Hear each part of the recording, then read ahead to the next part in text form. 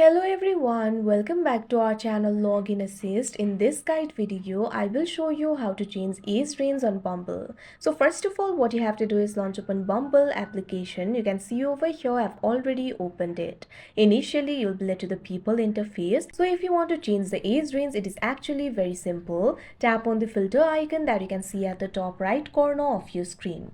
Now after you do that, you'll be able to narrow your search. You'll be able to find various options over here.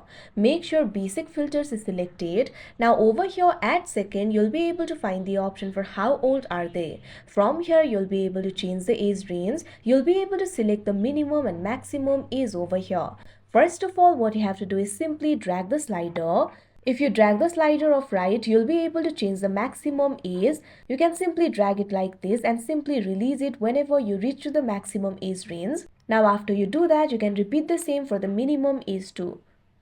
Now after you're done, tap on the apply option that you can see on the screen.